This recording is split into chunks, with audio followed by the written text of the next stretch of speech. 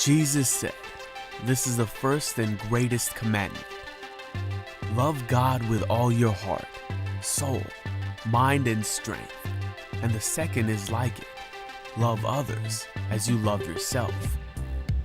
So the question is, do you love? I mean, do you really live the definition of love? Are you patient? Are you kind? Do you celebrate in the blessings of others? Are you humble? Have you died to self? Are you slow to anger? Do you keep no record of wrongs? Do you always protect, always trust, always hope, always persevere? This is what it means to love, the way God intended. So the question remains, do you love?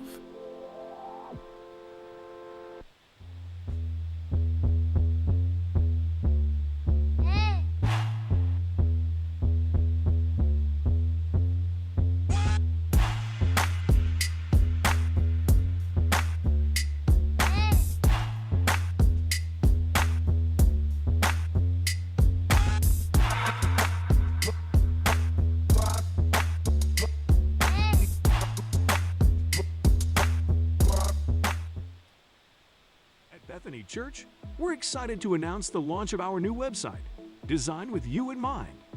We understand that tithing and managing your giving can be a hassle, but our new website makes it easier than ever. Our website is mobile-friendly, making it easy for you to give on the go or during service, whether you are using your computer or mobile phone.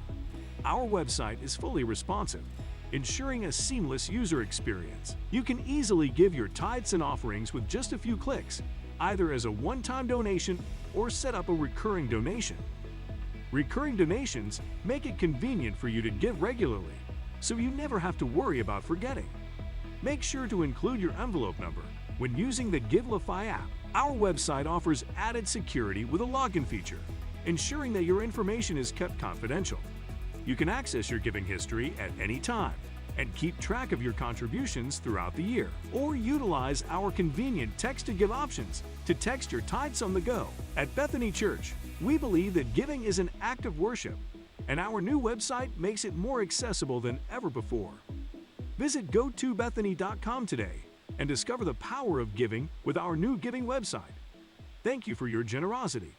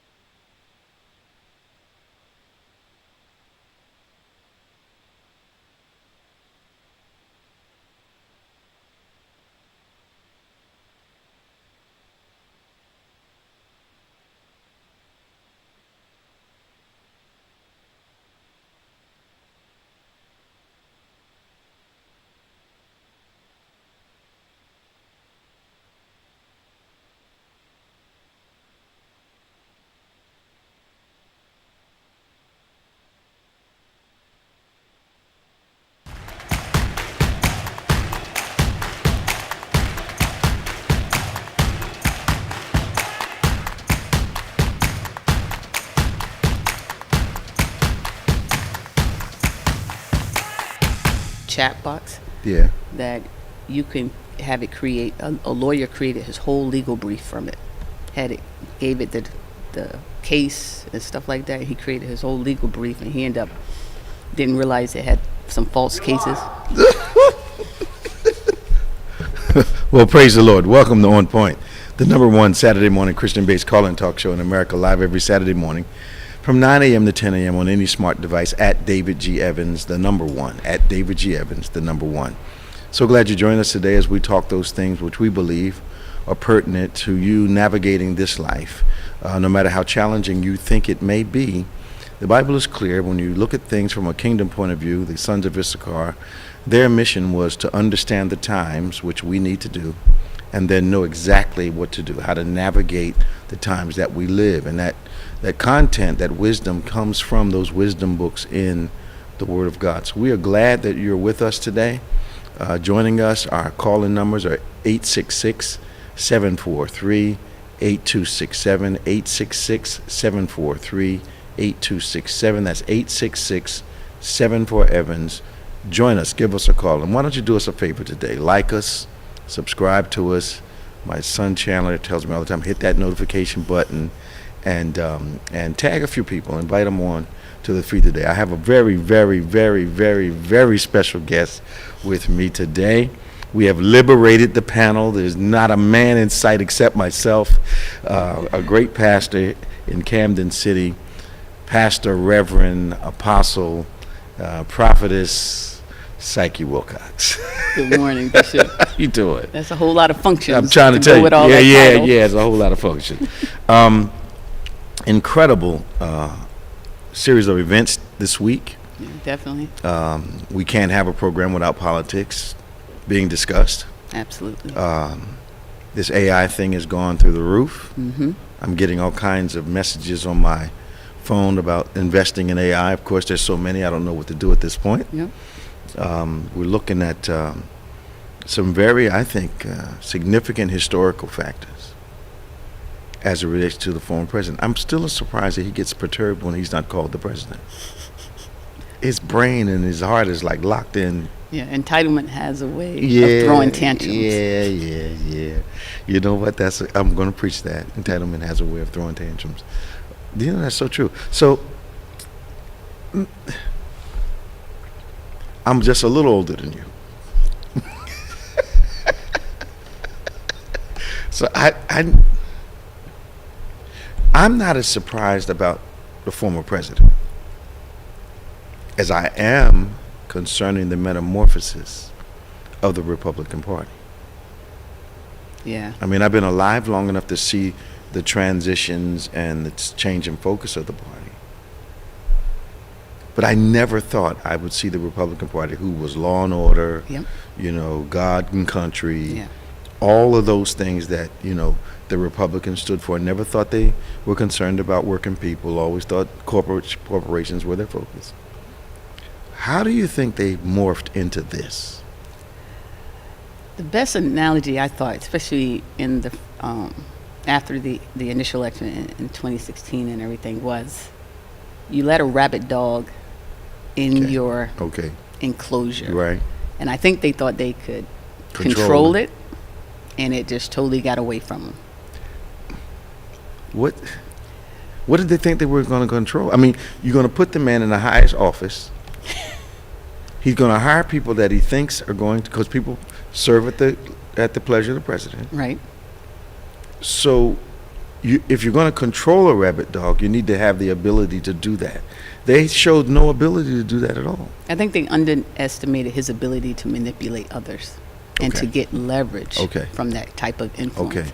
Because I think the at all costs, and when you lose your moral compass, right, then you'll use any means, but then you always think you're in control, but really the vice is it has control of you. And so by the time you realize it, it's like too late. So they figured, we'll let him get in, but we'll be able to control the flow of things. And they lost control of it immediately. Absolutely. And it has just shell shock and it's like an implosion. But where's the well, I know a politician's top 3 concerns are get elected, get elected. Get elected. I understand those are the top three. You know, but what I was embarrassingly surprised at was that they were able to sacrifice the country for the seats, which tells me maybe the average voting person is not aware of the rewards of the seat, because it was just an underpaying job. Why would you lose your soul, your heart, everything? Yep. You know, I watched Pence follow the former president and look at him like he was something, and he's supposed to be a believer. He looked at him like he was a messiah or something. Yeah, I'm still trying to figure him out, because a lot of times he was just non-vocal. Yeah. So we often talk about how you can interpret silence either as agreement or you know, maybe not, but he still hasn't stood up strong to even be a front runner. So they're afraid to. So then I'm back to the seat. I mean, he's facing like 3 indictments. I'm back to the seat because what they don't want is for him to get off and they have to suffer his wrath, because he's already threatened everybody that's against him. Yeah. But to see him sitting in court has to be a very difficult place for him to be with the ego that he seems to have. Absolutely. And I don't understand why the people that are supporting him don't see he has no real concern for anything other than himself. I remember when he was building casinos in Atlantic City. Mm-hmm. He forced a lot of people out of business, and the reason I know this, he never paid. He never paid them. Got him into contracts, and he just totally almost bankrupt small businesses. He did bankrupt. Mm-hmm. The only reason I know because I used to work out with one of the lead attorneys at the firm that covered the building down there and the construction in Atlantic City, and we were talking in the gym one day, and he just started telling me that people's children had to be taken out of schools. Wow. They lost automobiles, homes, businesses, every kind of financial connection because he did not pay them. And didn't have any emotional remorse or anything attached. I saw the interview when he was asked about it. I'm sitting in front of the television, and they ask him, well, how do you feel about, you know, the impact you've had on small business? He simply said, I didn't break any laws. Wow. Because his modus operandi was to get the service, then bankrupt the company that you've engaged with. He said, I didn't break any laws. So the people connected to this stuff, there was no concern. Yeah. The other thing that got me is we got pastors in New York, of course. Yep. And I was talking to Hudson one day. I said, Hudson, who is this guy? He said, you guys are surprised. Yeah, we're not. Yeah. We're not. He's been here all our lives. So he was a surprise to the nation, not to New York. Yeah. His dealings, and I just, it's the lives that he's impacted, and even people that are blindly following his constituency. Mm-hmm. I think there was a level on the conservative side that he gave the different socio-demographic that are not always thinking clearly but are emotionally driven. He gave them value in their esteem and their self-worth that they didn't have before. Absolutely. And so they just blindly. I remember seeing a few of the guys that were on the beginning of his campaign and went into his administration, and they were asked, Scaramouche, he was asked, I remember. Why? Yeah. And he said the feeling of being accepted and the adoration and admiration of being connected to him overrode everything for a minute. Yeah. They drank the Kool-Aid. Unbelievable. They were blind by the... So we got line 1, Robin from Delaware. We've got line 3. We'll see where that's Tom from Florida coming on. Give a couple more seconds for some more callers to get engaged, and we'll start talking about. Now, while we're talking about this, before we came on, you and I were talking about this AI technology. Yeah. Now, I profess I'm usually technologically disadvantaged, but I went on to ChatGPT, and they have this thing where you can kind of test it out. Yep, absolutely. So I went on there and I said, I put the title of the book in. If I was going to do a version of this, like this, and it went. Absolutely. Now, some of the information was incorrect. You have to edit it. Yep, you have to verify it and tweak it. Yeah, but it was. It was something, wasn't it? So how many jobs is this going to replace? See, the word replace, I think it's going to be disruptive. Okay, you don't think it'll replace them? So let's talk about software development, because it can code. If you tell it. Can it code? Yes, it understands certain programming languages. So you could say, create me a program that does X, Y, and Z.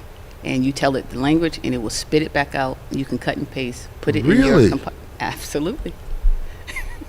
So this is the engineer. This is not the pastor talking. This is the engineer and the robotics expert talking now. Go ahead. So it brings into, so what does that do for software development, computer science people in the spectrum? Because to your point is, there's no human, you don't take the human out the loop. It really comes alongside and makes people more productive. Okay. But for a junior engineer, early career software program, I think it will make them more productive quicker. Really? They will there would be less of a gap between a fresh out of school developer and a senior developer that really has honed their skills. So I don't see it replacing. I can see, but again, the big issue and controversy is plagiarism. Like, is that okay? Is there It's not okay. And I think Hollywood is having this issue right now because with writers, they're saying the scripts and everything can be replaced by AI. Absolutely. So, yeah, we happen to have one of the sons of the church is a writer and an actor. Yeah. So both sides of his vocation are on strike. Exactly. Now they can't replace the actor, but the writing and all can. And I think that's where the industry wants to do. They want to squeeze out some of the writing because they know that they can get it generated. You can give it a plot, a novel, and it's not like it's natural language processing, and it can just do a lot more with a lot more data. All right, you lose me. What's natural language processing? It's the thing where it can read text and do inference, right? So that's why it can look at your email thread and then suggest what you should reply. I mean, we're seeing it subtly already. You just don't know it's AI. Same thing when you respond to somebody's post. If they see happy birthday, then it's going to give you, or someone's birthday, it's going to say, oh, you can say this, you can say that. Wow. So it's just processing, and that's how it can construct. I'm watching the integration of AI in simple things like videos. Mm-hmm. And usually the way I can tell is there are some words that AI cannot pronounce correctly. Right. But if you're not listening for the inflections and the correct pronunciations, and there's some problem with some vowels and things like that, which I'm sure they're going to work out. I'm listening. I said, that's not a human being talking. Yeah, it's like if you're talking to someone from a different country. Sometimes the new. But if you're not listening for it though, you're right. You think it's a human being, but it's not scary to me at all. I just wonder. Human beings tend to use advances for good and evil, and I wonder what kind of underhanded strategies are being created now to use this to do things that are quite absolutely illegal. Absolutely. Wow. Yeah. So now, just as an aside, Texas A&M settles with journalism professor for $1 million over failed hiring. He sued because they didn't hire him? No, it's actually Kathleen McElroy. What it was, she was offered to be the director and also a tenured professor at the school. Okay. They gave her an offer. They did this big ceremony publicly in front of the building and all of that. But then when conservative groups began to look into, her research, her background on racial equity, then all of a sudden they started to walk back the offer. Wow. Right. To the point, the controversy blew up where even the school's president resigned in the midst of all of no kidding. So it started out a multi-year deal, tenure, then they took away the tenure, and then the final revision of the offer was a 1-year at will, which means you can be fired for no reason, anytime, and she declined it. And so, but between the time of the initial offer, the celebration of her, I think she's an alumni of the school, actually. Okay. Very, very well put together. Okay. And so all of that rolled out, and so national controversy that brought a lot of light to it. And so then the president resigned, and then she declined the offer, and I guess they just settled.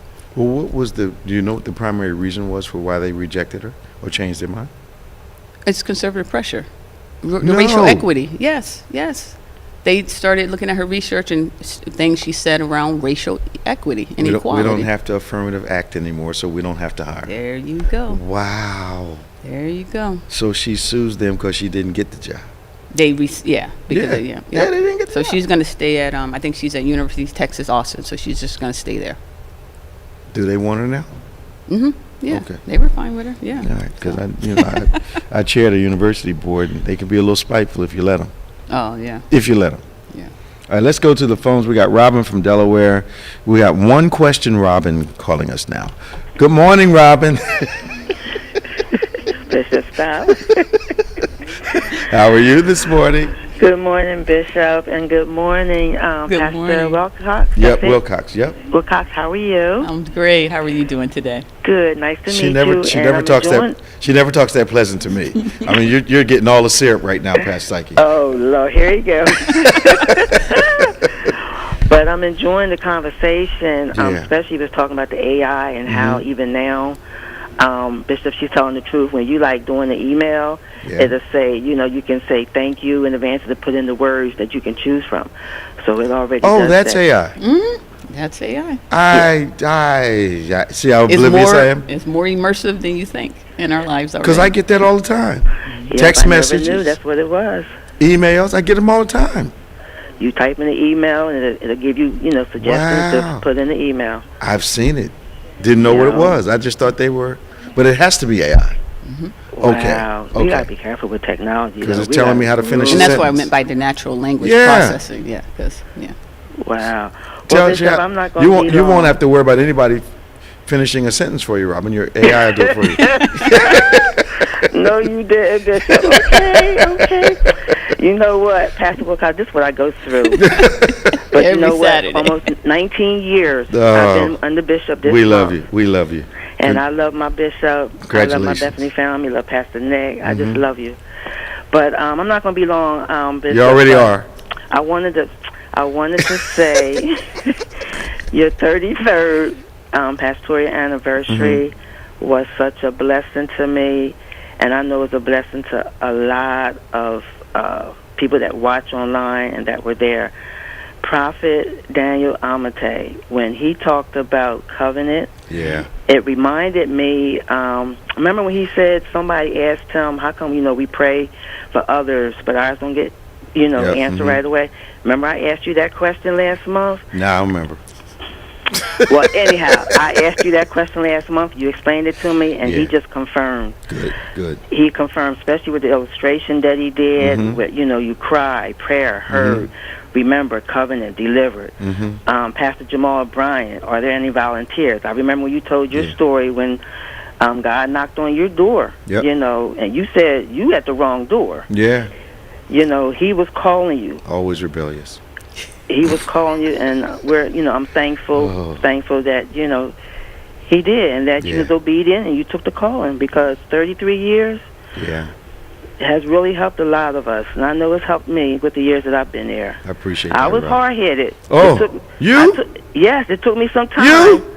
I think about it now. I think about when I joined 2004. I'm like, wow, if I had just paid attention and listened. I think you underestimated. You just called yourself hard-headed. It was much more difficult than that. You think so? Okay, see, I fell into that. You're throwing the pictures this morning, Robin. I know. Look, he's showing off for you. That's what he's doing. He's really messing with me. But we'll get him. But I want to ask this question, and I'm done. I was just reading where the Justice Department on Friday asked a federal judge overseeing the criminal case against former President Donald Trump in Washington to step in after he released on his social media post online that appeared to be promised revenge on anyone who goes after him. Protective custody. He wanted. Did you hear about that? Yeah, the judge was asking What's the story? Protective custody because, Trump, against her? No, Trump is threatening revenge. So the judge involved wanted... Is he silly? I mean, the guy loses a civil suit. He's consistent. The guy loses a civil suit, and the next time he opens his mouth, he slanders the woman that he just won the money from. So I think he has that liberty because he's spending other people's money. He's not spending his own. He's consistent. Well, he's notoriously consistent. Vindictive. He's petty. Most people would have sense enough to say that out loud, though. You would think. He said he's going after the judges, the attorneys, anyone that goes against him. If he's president. No, he's talking about it now. has nothing to do with presidency. How's he going to do that? No, he's flexing. He's too old. He's too old and fat to flex. Bye, Bishop. All right, that's all I have. Love you guys. Talk to you, man. Bye-bye. All right, Robin. 866-743-8267, 866-743-8267. I'm Bishop David G. Evans. This is past our world famous guest, Pastor Psyche Wilcox. Give us a call, 866-743-8267. We got our Florida contingent on the line. We're going to Tom, the erudite cosmopolite, intelligentsia representing Tom from Fort Lauderdale. Hey, Tom, how you doing? Good morning, Bishop. How you doing? All right, man. You like that introduction this morning? Good morning. You're gonna send me a couple dollars for that introduction, okay? Bishop. Can you hear me, man? Come on, man. Yeah, okay. It was like we were mixed up there for a minute. Bishop, what the president, our ex-president, said directly was, if you go after me, I'm going after you. That's where the protective order comes in, because he's threatening basically any and everybody. And is he allowed to do that? That, he said he would like the Supreme Court to intervene on what's going on. That's kind of stupid. Well, I know they're a rogue Supreme Court, but I don't think they're that rogue.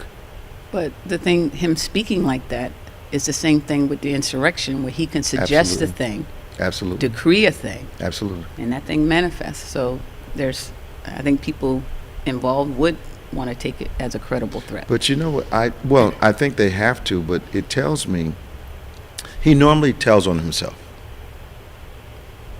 So he goes after people that don't agree with him. He usually tells you what he's going to do or what he's going to attempt. But it's usually what he accuses other people of doing. I find it to be notoriously consistent. All you have to do is listen to him, and he will reveal what he's doing behind the scenes all the time. So he's already got people looking at folk, trying to dig up dirt on folk. Yeah. Oh, yeah. Something else you guys were saying earlier. Why do people support him? He preferences everything with, I am protecting you, or they're coming after me because they're coming after you. He's fundraising. And he brings the people who are drinking the Kool-Aid, he has them in that same, like, oh, it's not me they're coming after, it's you, and I represent you. He's fundraising. He's got a hook, line, and sinker. Yeah, he's fundraising. Every time he opens his mouth, he's fundraising. It's amazing to me. Where the polls jump after he. Absolutely, and his giving goes through the roof. So Tom, does your governor have a shot? I think when the real deal comes out, our governor is going to be he's too afraid to go head to toe at Trump. And literally, the more he is hung out there in front of the public, you can see his flaws. Crazy things. Something that you guys probably wouldn't talk about, but really bugged me last week. Because of the Parkland shootings where the individual who did it got sentenced to life in prison instead of death, now they changed the law here in Florida. You do not have to have a unanimous decision for the death penalty. All it has to be is 8-4, not 12-0. Did you hear that? No. Yes, because he got it changed because of this one guy. He personally took it so personal, he got the state to change. Literally, you can go into court now, and there's a case where an individual, I think he's guilty, but I don't know, he killed his wife, and the father-in-law, but nobody saw him do it. And he's going to be on a panel where he doesn't have to have a unanimous decision to put him in the chair. Wow. So I think our governor does things that, and I can't believe that the state lets him get away with it. Well, Tom, let me ask you this. Do you think he really wants to be president, or do you think he's fundraising, getting money that he does not have to return? I thought about that, Bishop. Now, this guy, deep down, his ego wants to be president. He's not going to make it, and his alternative may be to become a rich man. But his main motivation, and not just him, his wife was the catalyst, I believe, for him to try to achieve that point in being president. And in the back of his mind, I think he still thinks he has a shot, even though he doesn't. I think he's content. You know, when you're running track and field and you're qualifying in qualifying heats, you qualify if you're the fastest loser. I think he's content to be the fastest loser in this thing, man. Oh yeah, because he's going to get paid not to win. Yeah, and there's too many other candidates that are definitely way above him. Can you really call them candidates? I mean, they're at 2%, 1.5%. Are they really candidates? No, not really. Dead heat for last. Not really. They're just hanging out there. And maybe they're hanging on because they're anticipating him not being able to run. Because I believe his whole thing is get back in, pardon myself, get this stuff wiped away. I just think that's it. I think a lot of people would agree with you. He can't be president again. That's scary, Bishop, but... Because they're already talking about they want legislation which gives him the ability to just stop anything he wants to stop, including the checks and balances of the government. Yeah. But you have people that are supposed to be politicians and supposed to be people that are pro-America that are going along with this nonsense. Lindsey Graham. Don't talk about it. I don't understand. I mean, months ago... Don't talk about it. He was like, I'm off the train. But he's right back on the train. He never was off the train. He was looking out the window. Oh, no. Yeah. He was looking out the window. That's all. Yeah. Something a little different. AI. Yeah. I cannot stand when I do an email or a message and I don't look at it real close and it's been changed. And I go, I didn't say that. Is it at that extent now where it's actually changing things? You better check what you're sending before the autocorrect when you're typing. Yeah. You know. Yeah. Sometimes it's maybe suggestion. That's why the more you use it, it'll get used to what you say and it'll get more accurate from suggesting. So you're telling me the AI will get more aggressive? Aggressive. Is that what you're saying? You don't dictate. You better be typing because if you're dictating, it's definitely. It's a problem then? Well, that's because the speech recognition is involved at that point. So, well, then we've had AI for a long time, the speech recognition. Yeah, it's come a long way. I mean, it's taken a while, some decades, but that's Siri, all of those, it's improved a lot than it was 20, 30 years ago. I was a little slow in the uptake, so I'm driving my car, it does some things. So I'm headed to a meeting with Anthony a couple of weekends ago. Mm-hmm. And I, don't know what's ahead. And all of a sudden, the navigation is telling me to go this way, that way, and the other way. And I'm like, why are you taking me this way? Mm-hmm. I didn't ask it. Right. So based on the traffic, it altered my route, took me away, looked like it was taking me way out of the way. Mm-hmm. And the car took me way around the problem. Mm-hmm. And I'm like, that was interesting. Yeah. But then the dealer explained to me, he said, your car's practically all computer now. So I'm driving with artificial intelligence now? A little bit. A little? If you know the it brakes when I don't want it to. The driving app Waze? Yeah. Now you can configure it to have a personality. So when it's talking back to you, you can have a little bit more of a conversation. Where are we going with all this? And it'll say, I don't know about you, but I'm tired of this drive already. So, here's but you know what? Years ago, I was headed to Hampton, Mm-hmm. and I couldn't figure out the navigation. Yeah. So the navigation was looking like, you're not headed home. So I'm in Virginia, no, Maryland by this time. And the car says to me, "Is everything all right?" So I'm like, "What do you mean, is everything all right?" Are you okay? You can pull over. There's a lot here. You can pull over and turn around and head home.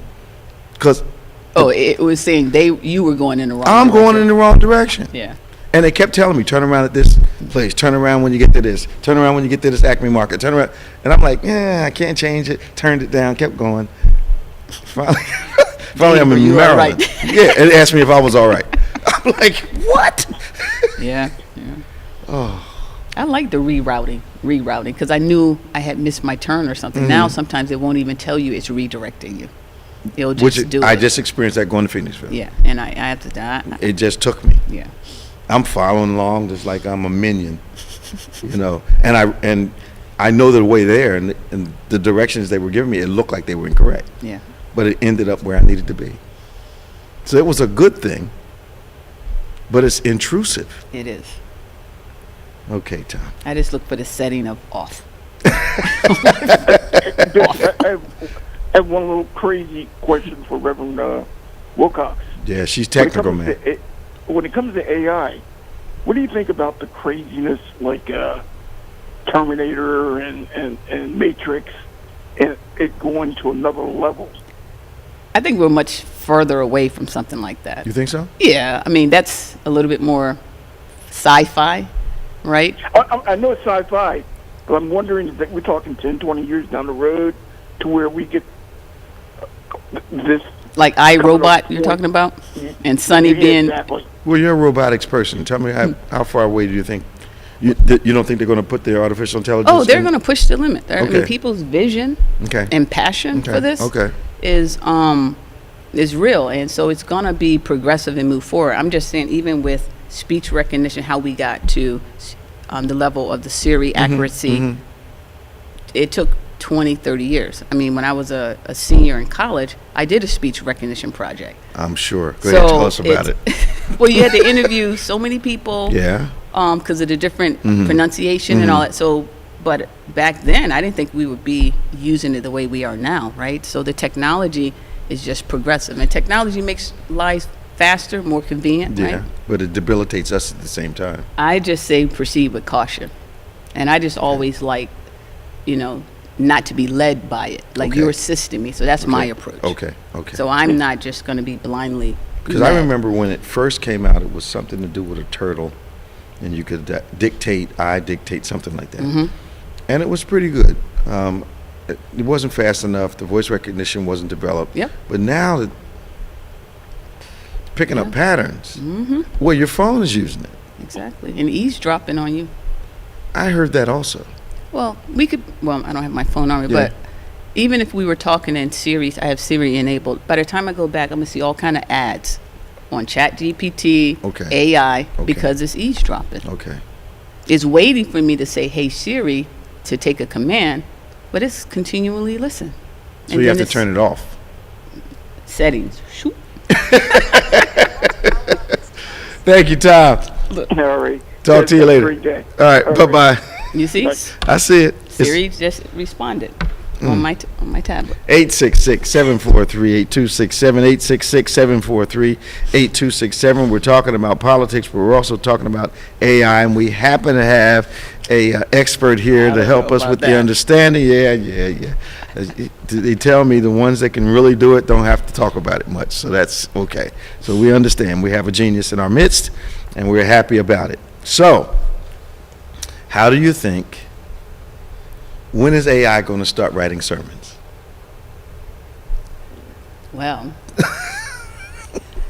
I did something interesting. You could probably almost do it now with ChatGPT, hands down. Really? I was doing a series midweek on becoming and just being all that you can be. And I wanted some social media content for our Bible study thing, and I didn't get a chance to talk to the media team, and I put in, I say, hey, I'm doing a Bible series on this. Write me a social media post with that. Boom, boom. 30 seconds. 30 seconds. So I'm sure it can do a sermon. It would be very easy to become almost dependent on that convenience rather than the work. Well, if you're spiritual, then it's one thing to have scripture and text. Right. It's another thing to have the word. Right. So AI is not going to replace the revelatory nature of the Spirit of God. So that's just me on that. But you can definitely come up with a very well put together sermon. Yes, you absolutely could. But you didn't raise us that way. You don't think guys are going to start doing that, do you? They do it on YouTube now. They just copy somebody else's sermon. Well, that's true. So what's the difference between? I've had plenty of pastors tell me to my face, we use your stuff right. Verbatim almost. Yeah. Oh, my goodness. Yeah, that's done already in the bag. 866-743-8267, 866-743-8267. Let's go to Danny. Good morning, Danny. Good morning, Bishop. Good morning, Pastor Wilcox. How you doing today? Good morning. How you doing, man? Okay, pretty good. I just want to reiterate something that a previous caller said. Congratulations to you on your anniversary. Thank you. Again. Thank you. We love you and we thank you for all that you have done. I appreciate it. Years. I mean, that we have really benefited a lot. I appreciate it. Were you able to catch any in the service last week? Oh, very good. Very Okay. good. Very good. Outstanding as usual. Yeah, both of them were were really on their games. Yes. How's my sister doing? Blessed and highly placed. I feel it. You always Truly says that. blessed. You always says that all the time. She's truly blessed, huh? Yes. All right. Tell her I'm still praying for her, all right? Something I want to mention, and you gave me some food for thought to think about some things. Okay. And you're on point as usual.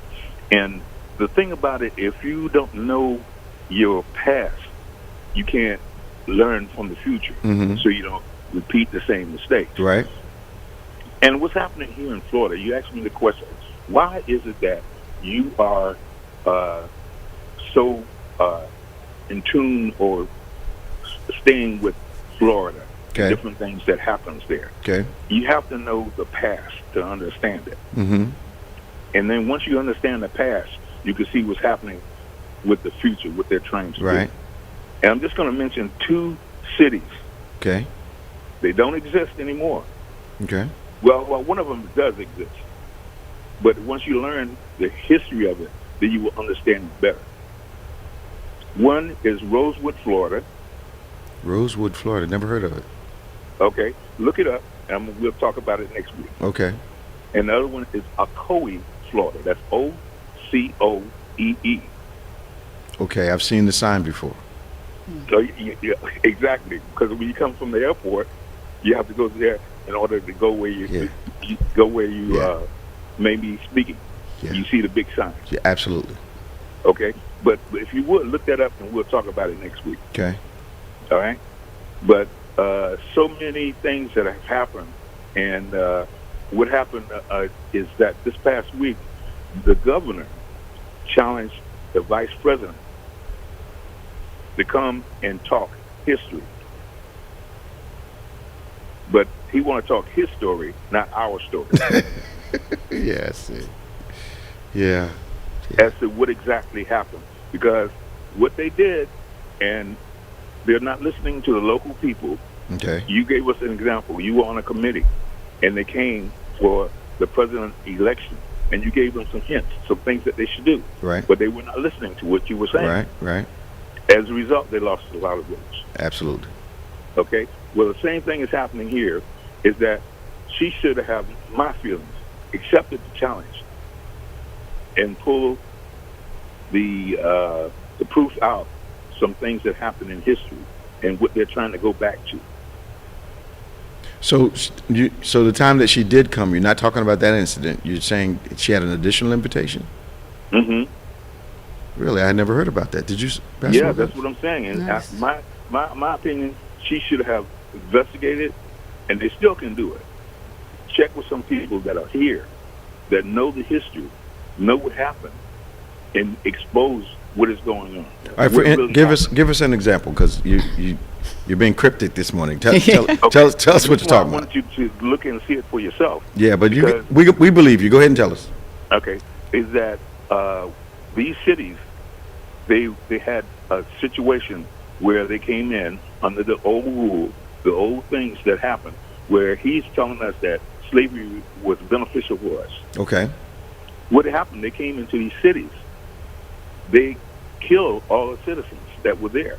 They were predominantly black. Okay. All right. Now, you talk about Tulsa, Oklahoma. Yeah. What they did down here is far worse. But the thing about it, we never hear about it. I never knew there was any tragedy connected to Ocoa. Please look it up. I know there's... And also Rosewood. Yeah, I know there's cities, like if you Google black cities that no longer exist or black towns that no longer exist, there's like 20 or so of them. Really? That I would have to go back. But I have looked, I don't recall those particular names, but there are some towns that Please look it up.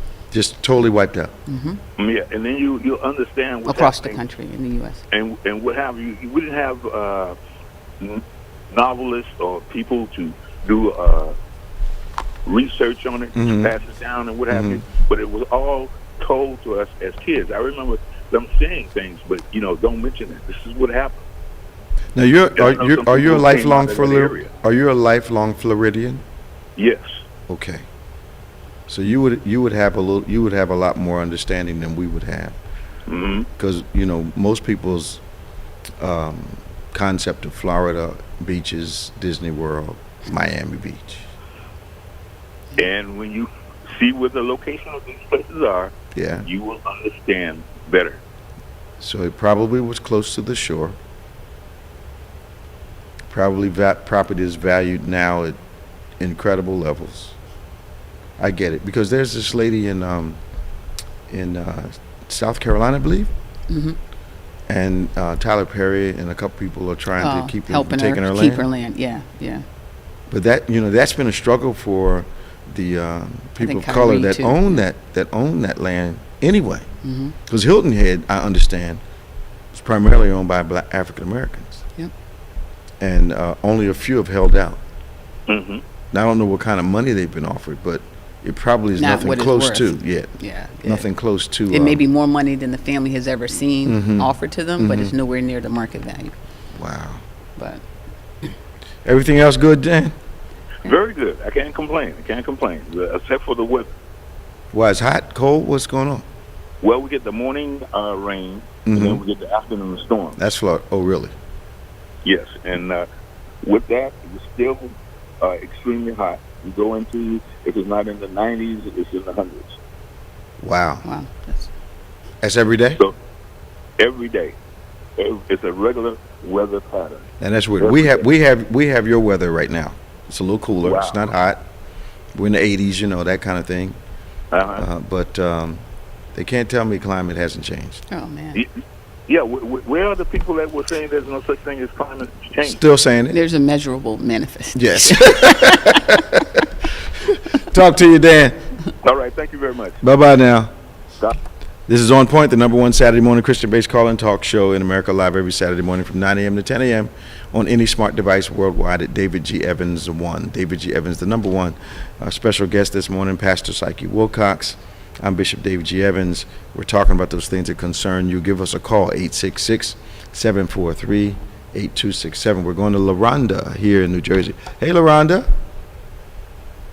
Hello? Hi, Bishop. How are you? Fine. I'm blessed, Bishop. I just want to thank you. Hi, Bishop. I just want to thank you, Bishop. Fine. I moved to Florida, and I moved to Florida back in April, but I moved back to New Jersey for many reasons. But you said on last month, by the end of July, something like by July 31st, you had said that about getting keys to apartments and houses and stuff like that. Yeah. You said you prayed up for everybody. And Bishop, I wanted to thank you. And that prayer came through, and I got my keys. Yes. Praise the Lord. And I want to say thank you, hallelujah. And I got my keys, and I got it before. I got it right after, like a week after you said that first Sunday, Bishop. And I want to thank you. God bless you. And I want to say, I'm a member of your church. I've been a member for so long. I love you, Bishop. and I say that prayer, I said, I don't know if you was talking to me. I just knew you was talking to me. I knew you was talking to everybody in the congregation, but I just knew you was talking to me that day. But Lord, God bless you, Lord, girl. answer my prayers, and Lord, thank you, Bishop, and thank you so much. You said some keys, some doors would be open, and guess what, Bishop? I got my key. Wonderful. And you said it. Lord is good. Amen. Congratulations. Yes, I just wanted to, shout and have, let everybody know my testimony, everything like that. Wonderful. Thank you, Bishop. God bless you. Now, and I'll see you in church this Sunday. All right. Talk to you soon. All right. Thank you, Bishop. Bye-bye. Love you too. Bye-bye. Bye-bye. We got Tracy from Philly. Hey, Tracy. Yes. How are you? Good morning. Welcome to On Point. Good morning. What's your comment today? Oh, I was just making a comment about Rosewood. Yes. They actually had made a movie about it. Ving Rhames was in it. Okay. Oh, that one. Is that the same Rosewood? Yeah, that's what I was wondering. Is it? Yeah. Is it the same Rosewood, Florida? Actual, movie. And I'm sorry. Good morning, Bishop. Turn your device down. Turn your device down in the background. Wilcox. Also, I just want to say congratulations on your anniversary. Thank you so much for being vigilant and blessing us with the word. Thank you. It has really been life-changing for me. God bless you. And I just thank you so much. Well, stay strong. We'll see you. All right. God All bless. right. Take it easy now. Bye-bye. Bye-bye. So, how do you think this thing with former president is going to turn out? Do you think it's going to get? I mean, he's got enough charges. They got to get him on something. I'm hoping so he can be ineligible to run. Yeah. So, I think so he was indicted on 4 charges, Mm-hmm. right? And so 3 of them are conspiracy. Right. So what's interesting to me are the co-conspirators, because conspiracy is simply the agreement to commit a crime. Mm-hmm. So I'm curious how that's going to all play out, and obviously obstruction and all of that. But I mean, I know he's Teflon John. Well, I think he seems nervous. He seems nervous to me now. His countenance just a little different. I think he never thought he'd end up sitting in court, having to listen to a bunch of charges, and being indicted. I don't think his ego would allow him to see himself that way. However,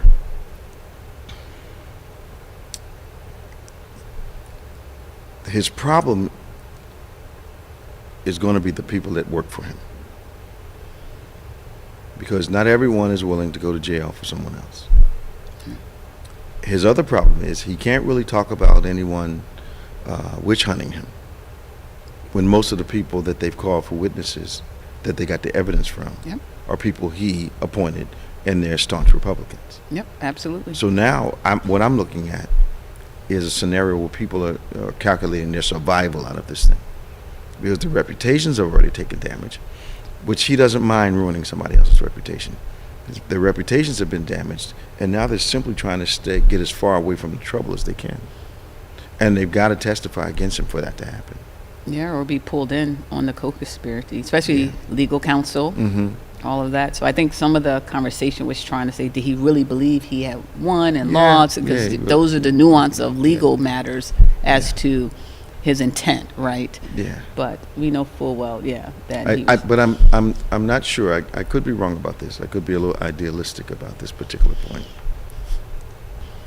So if I believe that the money in the bank is mine, does my belief preclude it from being illegal when I rob the bank? That's a good analogy. I thought so. That's a good one. So because that's literally what the election results. I don't believe it. So that was why I tried to bribe Georgia into giving me more votes. Absolutely. So my belief does not eliminate the crime. Yeah. But the criminal mind believes what they desire is right anyway. Mm-hmm. But the criminal mind also believes that they won't be detected. That's the criminal mind. Mm-hmm. So you want the office as badly as you do. So what's that my grandma used to say? The end doesn't justify the means. Yep. Boy, oh boy. Yeah, it's going to be something. We got 5 minutes left. Let's see what's going on tomorrow. So, communion tomorrow night at 6. Wow, you don't want to miss it. Our communions have been just amazingly revival type. Of course, 11 a.m. you want to be a part of what we're doing. 8 a.m. is our virtual service. So 8 a.m. we're virtual, 11 a.m. is live, 6 p.m. is live. You want to come and be a part of what the Lord is doing here. If you need to be baptized tomorrow night, you need to call extension 114 here at the church. You'll get your instructions, tell you when to get here. We'll have everything ready for you. But if you're supposed to be baptized, need to be baptized, we need you to get here at least by 4:30 so we can get you ready to get baptized before the communion service begins. And call extension 114 for any detail you would need. Of course, again, tomorrow is our Sunday worship. Wednesdays, we have a noon Bible study and a 7 p.m. That's our midweek impact services. We'd love to see you out. A lot of our seniors come at noontime. Yeah. Because they don't want to do that nighttime driving and stuff. And the way those halogens are, I can't blame them sometimes. I'm sure they're glad that's back. Oh, man. Come on. There's a crowd up in here. So if you got a prayer request, you want to email it to social@gotobethany.com. We love to touch and agree with you. And want you to follow us on all our platforms, David G. Evans 1 and BBC of NJ. For Pastor Psyche Wilcox. Now, wait a minute. Before we go, they got a leprosy outbreak in Florida. Yeah. Central Florida. Leprosy.